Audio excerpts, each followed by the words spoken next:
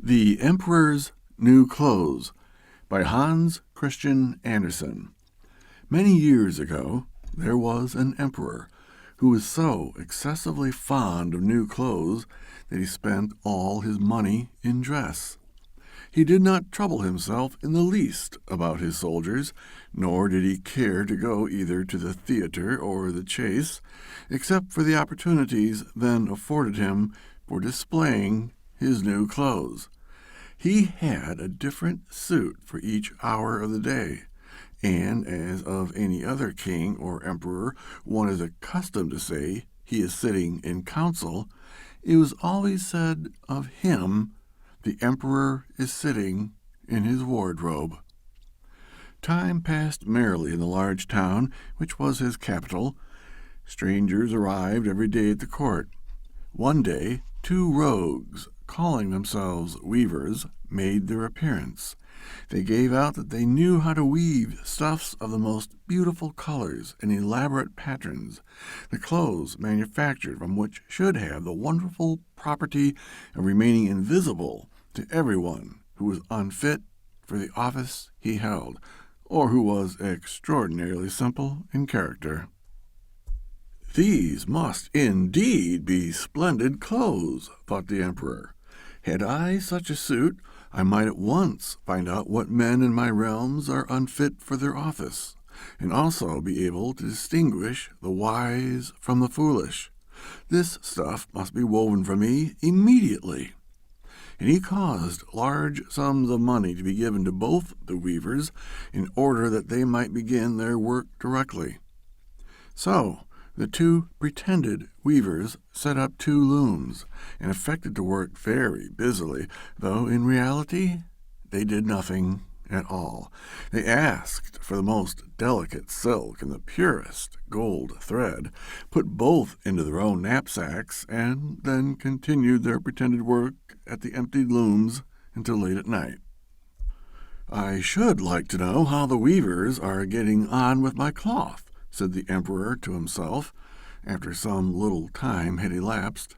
He was, however, rather embarrassed when he remembered that a simpleton, or one unfit for his office, would be unable to see the manufacture. To be sure, he thought he had nothing to risk in his own person, but yet he would prefer sending somebody else to bring him intelligence about the weavers and their work before he troubled himself in the affair. All the people throughout the city had heard of the wonderful property the cloth was to possess, and all were anxious to learn how wise or how ignorant their neighbors might prove to be. "I will send my faithful old minister to the weavers," said the emperor at last, after some deliberation. "He will be best able to see how the cloth looks, for he is a man of sense, and no one can be more suitable for his office than he is." So the faithful old minister went into the hall, where the knaves were working with all their might at their empty looms. "What can be the meaning of this?" thought the old man, opening his eyes very wide. "I cannot discover the least bit of thread on the looms." However, he did not express his thoughts aloud. The impostors requested him very courteously to be so good as to come near their looms, and then asked him whether the design pleased him, and whether the colors were not very beautiful, at the same time pointing to the empty frames. The poor old minister looked and looked. He could not discover anything on the looms, for a very good reason, viz., there was nothing there. "What?" thought he again. "Is it possible that I am a simpleton? I have never thought so myself, and no one must know it now if I am so. Can it be that I am unfit for my office? No, that must not be said either. I will never confess that I could not see the stuff." "Well, sir minister," said one of the knaves, still pretending to work, "you do not say whether the stuff pleases you." "Oh, it is excellent," replied the old minister, looking at the loom through his spectacles. "This pattern and the colors, yes, I will tell the emperor without delay how very beautiful I think them." "We shall be much obliged to you," said the impostors, and then they named the different colors and described the pattern of the pretended stuff. The old minister listened attentively to their words in order that he might repeat them to the emperor, and then the knaves asked for more silk and gold, saying it was necessary to complete what they had begun. However, they put all that was given them into their knapsacks, and continued to work with as much apparent diligence as before at their empty looms. The emperor now sent another officer of his court to see how the men were getting on, and to ascertain whether the cloth would soon be ready. It was just the same with this gentleman as with the minister. He surveyed the looms on all sides, but could see nothing at all but the empty frames. "Does not the stuff appear as beautiful to you as it did to my lord the minister?" asked the impostors of the emperor's second ambassador, at the same time making the same gestures as before, and talking of the design and colors which were not there. "I certainly am not stupid," thought the messenger. "It must be that I am not fit for my good, profitable office. That is very odd. No one shall know anything about it." And accordingly he praised the stuff he could not see, and declared that he was delighted with both colors and patterns. "Indeed, please, your imperial majesty," said he to his sovereign when he returned, "the cloth which the weavers are preparing is extraordinarily magnificent." The whole city was talking of the splendid cloth which the emperor had ordered to be woven at his own expense. And now the emperor himself wished to see the costly manufacture while it was still in the loom. Accompanied by a select number of officers of the court, among whom were the two honest men who had already admired the cloth, he went to the crafty impostors, who, as soon as they were aware of the emperor's approach, went on working more diligently than ever, although they still did not pass a single thread through the looms. "Is not the work absolutely magnificent?" said the two officers of the crown already mentioned. "If your majesty will only be pleased to look at it, what a splendid design, what glorious colors!" And at the same time they pointed to the empty frames, for they imagined that everyone else could see that this was an exquisite piece of workmanship. "How is this?" said the emperor to himself. "I can see nothing. This is indeed a terrible affair. Am I a simpleton, or am I unfit to be an emperor? That would be the worst thing that could happen.